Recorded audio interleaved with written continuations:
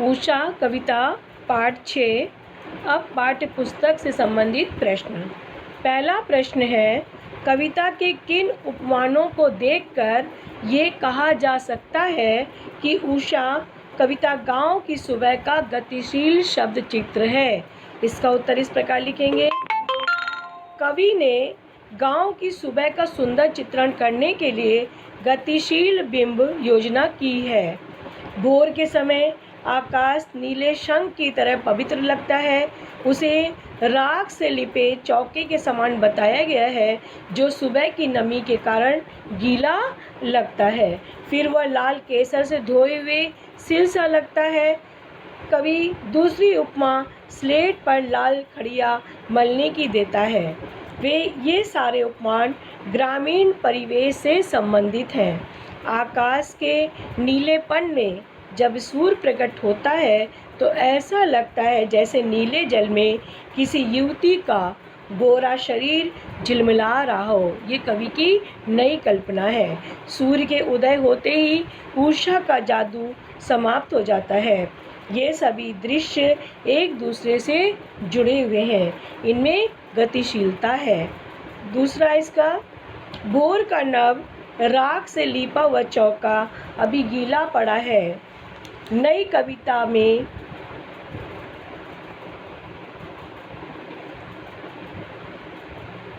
कोष्ठक, विराम चिन्हों और पंक्तियों के बीच का स्थान भी कविता को अर्थ देता है। उपर्युक्त पंक्तियों में कोष्ठकों से कविता में क्या विशेष अर्थ पैदा हुआ है, इसे समझाइए। इसका उत्तर इस प्रकार लिखेंगे। नई कविता के कवियों ने नए प्रयोगों से स्वयं को अलग दिखाना चाहा है। शमशेर बहादुर सिंह ने कोष्ठकों का प्रयोग किया है। कोष्ठकों में दी गई सामग्री कुछ सामग्री से संबंधित मुख्य सामग्री से संबंधित है तथा पूरक का काम करती है। ये कथन को स्पष्टता प्रदान करती है। यहाँ अभी गीला पड़ा है जो कोष्ठक के अंदर है, जो प्रातःकालीन सुबह की नमी और ताजगी को व्यक्त करने में समर्थ है। कोष्ठक से पहले के वाक्य से काम की पूर्णता का पता चलता है कि काम पूरा हो गया है, परंतु स्थिति स्पष्ट नहीं होती। गीला पड़ने के कथन अधिक प्रभावपूर्ण बन जाता है। अब हम लोग काव्य सौंदर्य संबंधी प्रश्न को करेंगे। पहला प्रश्न है, पहला पद्यांश, प्रातः नभ था बहुत नीला शंख जैसे, भोर का नभ राख से लिपा हुआ चौका अभी गीला पड़ा है, बहुत काली सिल जरा से लाल केसर से जैसे धुल गई हो, स्लेट पर या लाल खड़िया चौक मल दी हो किसी ने नील जल में, या किसी की झिलमिल गौर देह जैसे हिल रही हो, और जादू टूटता है इस उषा का अब सूर्योदय हो रहा है। पहला प्रश्न है इस पद्यांश पर आधारित, काव्यांश में प्रयुक्त उपमानों का उल्लेख करिए। जिसका उत्तर इस प्रकार है। काव्यांश में निम्नलिखित उपमान प्रयुक्त किए गए हैं। उपमान होता है जिसकी तुलना की जाती है, जिससे तुलना की जाती है वो उपमा होता है, और जिसकी तुलना की जाती है वो उपमान होता है। शंख, नीला शंख सुबह के आकाश के लिए प्रयोग किया गया है। राख से लिपा हुआ चौका भोर के नभ के लिए प्रयोग किया गया है। काली सिल अंधेरे से युक्त आसमान के लिए प्रयुक्त किया गया है। स्लेट पर लाल खड़िया चौक भोर से नमी युक्त वातावरण में उगते सूरज की लाली के लिए प्रयोग में लाया गया है। नीले जल में झिलमिलाती गौरी देह नीले आकाश में उगते हुए सूरज के लिए इसका प्रयोग किया गया है। अब प्रश्न नंबर 2, कविता की भाषागत 2 विशेषताओं की चर्चा कीजिए। कविता की विशेषता है भाषागत विशेषता। कवि ने नए उपमानों का प्रयोग किया है।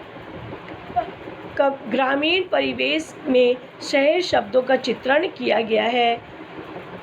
इसमें राख से लिपा हुआ चौका, बहुत काली सिल पर किसी ने लाल केसर मल दिया हो, इस तरीके के उपमानों का भी प्रयोग किया गया है। अब गा, भाव सौंदर्य स्पष्ट कीजिए।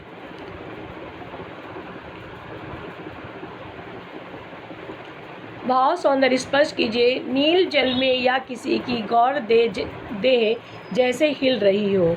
इसका उत्तर इस प्रकार लिखेंगे। कवि कहना चाहता है कि सुबह सूर्योदय से पहले नीले आकाश में नमी होती है। स्वच्छ वातावरण कारण सूर्य अत्यंत सुंदर दिखाई देता है। ऐसा लगता है जैसे नीले जल में गोरी युवती की सुंदर देह झिलमिला रही हो। अब प्रश्न नंबर 2, कोष्टकों के प्रयोग से कविता में क्या विशेषता आई है, समझाइए। इसका उत्तर इस प्रकार लिखेंगे। कवि ने कोष्टकों का प्रयोग किया है। कोष्टक अतिरिक्त जानकारी प्रदान करते हैं। जैसे कविता में कोष्टक में दी गई जानकारी अभी गीला पड़ा है से आसमान की नमी व ताजगी की जानकारी मिलती है।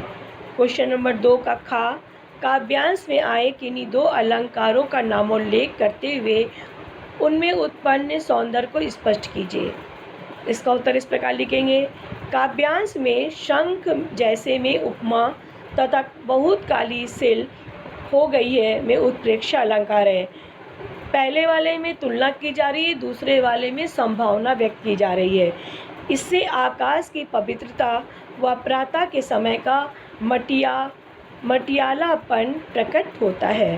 प्रश्न नंबर 3, उपर्युक्त कविता में आए किस दृश्य बिंब से आप सबसे अधिक प्रभावित हुए हैं और क्यों? इसका उत्तर इस प्रकार लिखेंगे। इस काव्यांश में हम नीले जल में गोरी देह के झिलमिलाने के बिंब से अधिक प्रभावित हुए हैं। सुबह नीला आकाश स्वच्छ होता है, नमी के कारण दृश्य हिलते प्रतीत होते हैं। श्वेत सूर्य का बिंब आकाश में सुंदर प्रतीत होता है।